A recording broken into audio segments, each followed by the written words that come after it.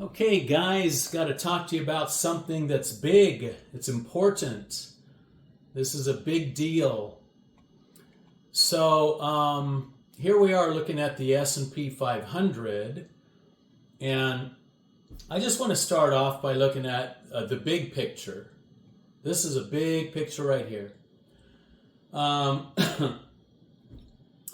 So this orange line here, that orange line right down here, well, let's go ahead and draw that out a little bit. So that orange line is global net liquidity, which I've shared with you before. I want you to notice some interesting things about that relate to what I'm about to tell you. Because in this case, we're showing it with S&P 500. Now just notice, remember, as I've told you before, global net liquidity, just think of it as printing money. Printing magical, mystical money into the economy by central banks and all around the world. Global net liquidity. The more money that's pumped into the economies, the more that stocks can go up. Now, kind of notice here from back here, this global net liquidity, how when the stock market S&P 500 gets up and away from global net liquidity, it almost always crashes back and touches down to global net liquidity. Notice how it happens here. It happens here. It goes up, up, up, up and away, comes down and almost and touches here. Goes up a little high, touches down. Goes up here, touches down, touches down. Right about here, they started printing more than ever because this was the pandemic. The pandemic announcement occurred, I believe, March something, right after we started crashing here, after we started crashing hard here. But it did still go down and get to no global net liquidity. Now, I just want you to notice, before I show you what I have to show you on the S&P, this big, big deal, I want you to notice that global net liquidity was pumping like crazy to get us out of the fears from the pandemic, right? So they just started printing like crazy. And you can see the stock market rose with it, okay? Now, the reason I want you to notice that, and then the last thing I want you to notice, is we now have a gap that has not been met, has not been matched. The gap is where we are today, which is the very big deal I want to talk to you about, versus where global net liquidity is, okay? And so if what happened in the past is going to happen again, then we have a giant gap where a crash can occur, maybe similar to this type of a crash here, except maybe faster, who knows? But we have not, all the other times we went down and touched global net liquidity, this time we have not. And this is another reason why, even without global net liquidity, I would say that now is a dangerous time in the S&P 500, okay? So now that we got that out of the way, let's just go to fitting things automatically, okay? So now let's get in a little closer. What we have here, let me take a look here.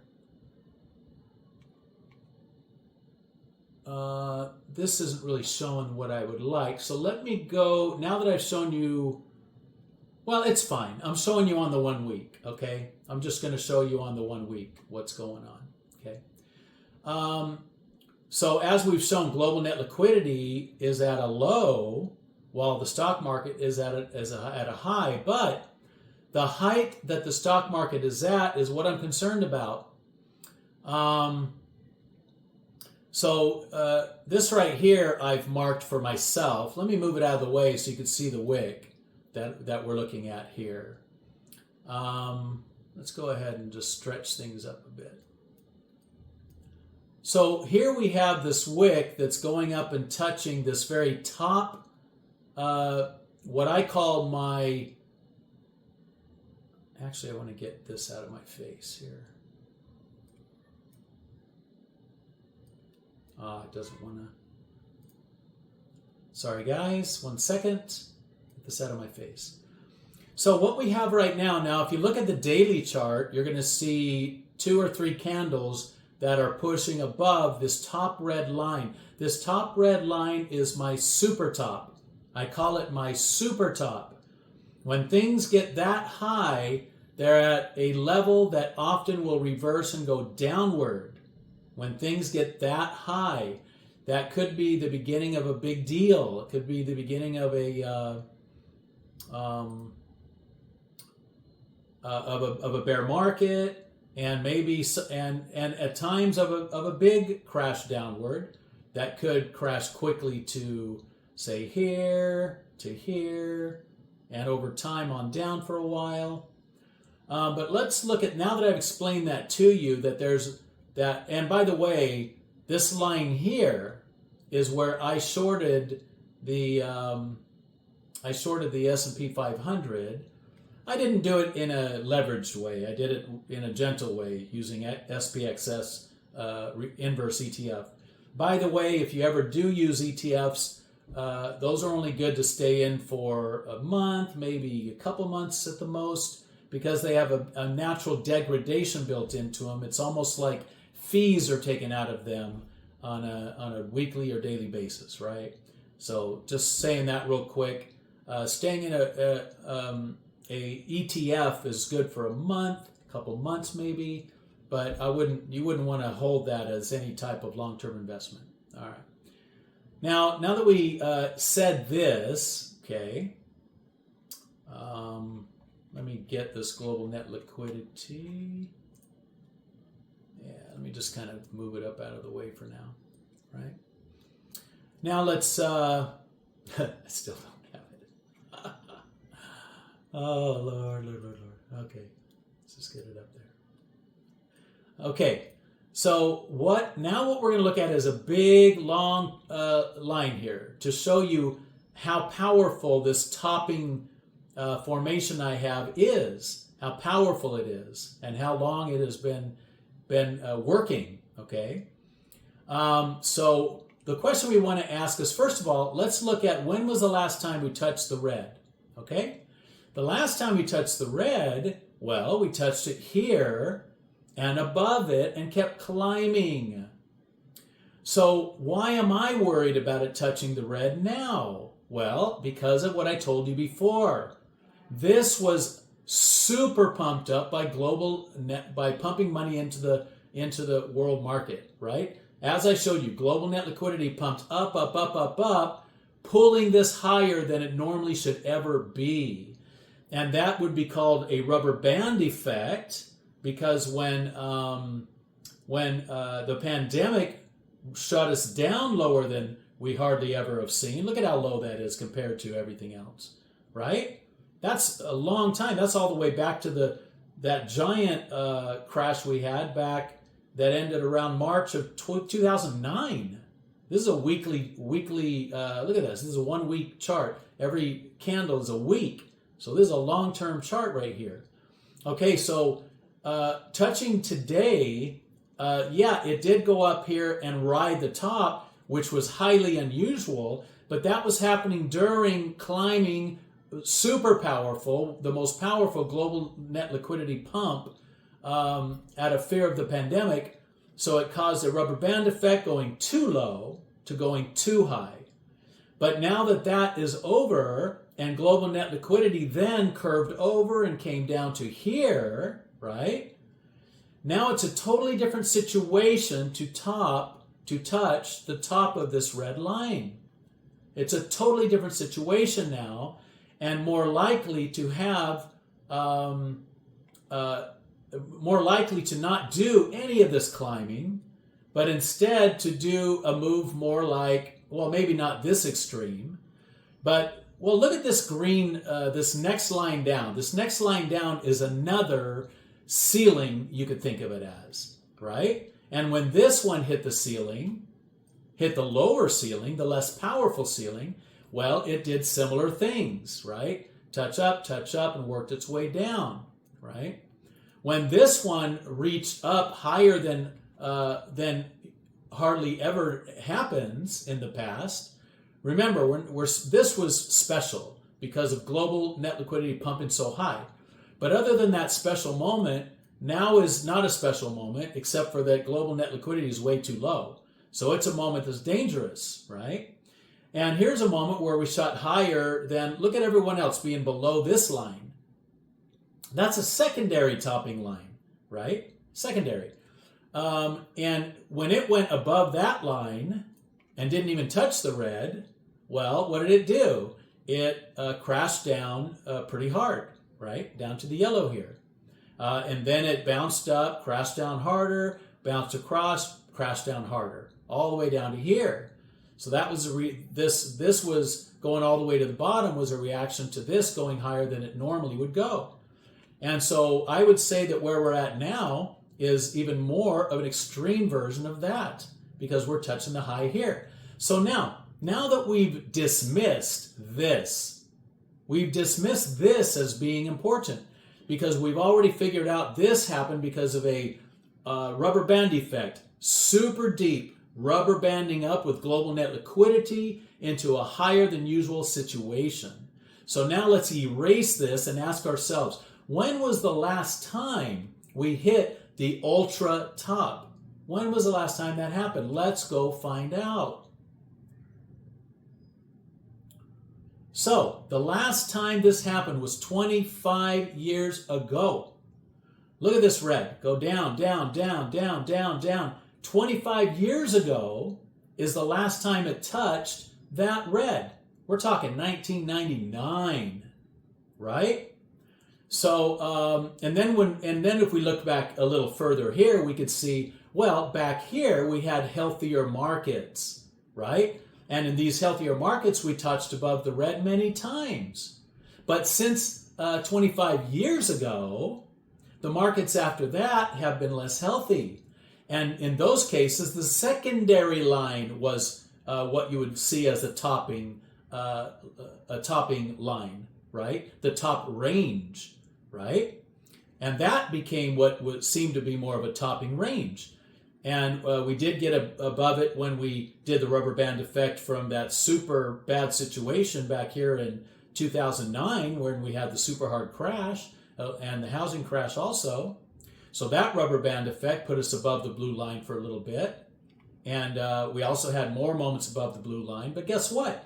We're talking about the red line, right? None of this is touching the red line. None of this is touching the red line, except for the thing we already explained, which was a freak situation from Global Net. So what I'm saying is, touching this red, that is a serious line. It is a serious line that when we get above that, there's a very good chance that that could be the beginning of some type of reversal, right? And I went ahead and shorted on the SPXS. SPXS is an inverse ETF that is 3 times the percentage of the S&P 500 rise. And, so that's what I did. I'm not recommending you do that. I'm just letting you know that this is a very interesting and possibly moment where we might want to say that that this could be a sea change type moment, that could be a completion. It could be a completion of this entirety. Maybe not the completion of this entirety, maybe not. This went on longer than any other rise in the past. Why did it go on longer than any other rise in the past? Well, the reason why this global net liquidity was so important is because that's showing us that this final phase is America saving itself from the ultra crash that is meant to eventually come, right? An ultra crash, this was a sign of what could be coming. Then this was a more severe crash, which was trying to undo so much too many highs in the markets from us having low interest rates, from us having loans that were crazy. Remember what took the housing market to the stock market? And the housing market actually led to people feeling rich enough to invest in the stock market. The housing market made people feel rich because housing prices went like crazy. So loose lending during this phase, which eventually caused the housing crash and the stock market crash, that was another form of money printing. Another form of money printing. Now the money printing is actually money printing in a sense. To get us out of this, well, the global net liquidity indicator tells you all of that, which basically says that all of this rise in the stock market is based on printed money. And now at this day and age, we are now using words like trillion, like it's a regular everyday word. But now the United States is in trillions and trillions of dollars worth of debt. Back before this time, the word trillions was not commonplace. It was billions. We could find ways to fix it, blah, blah, blah. And so why is this continuing up longer than any other time? Because this is a big deal, right? Because if this one crashes hard again, they basically are using all this printing to stop this from crashing down again, because it's going to be a big deal when another heavy crash happens, like happened in this time here in 2007 to 2009. It's going to be a huge deal for world economies and things like that. And so that's why the government, along with the central banks around the world, that's why they basically keep printing money into existence to keep us on this joyride until bad things happen. Okay, so this hitting this top of the red trend, once again, this doesn't count. I've already explained. This hitting the top of the red trend could be that sea change that now at least now makes this go into a reversal. After that, will it bounce off of the normal places, this bottom yellow, and keep going up and all those shenanigans? Maybe. Or maybe this could be a more serious sea change because of the fact that it's bumming off the red, which has not happened before. Remember, we're discounting this because this was a special situation. Has not happened before. And all the way back for 25 years ago. Okay? So this is what I want to share with you. I wasn't here to share with you like this is going to be a bigger event, right? Who knows? I'm not going to speculate on that. But at least this can be a changing moment that can reverse us back to this bottom over time. At least it can be that. So good luck out there, guys. Don't do any crazy stuff that I do. Don't short things because I'm talking about this stuff. I'm just sharing information. I'm not giving you financial advice. Bada bing, bada boom, baby.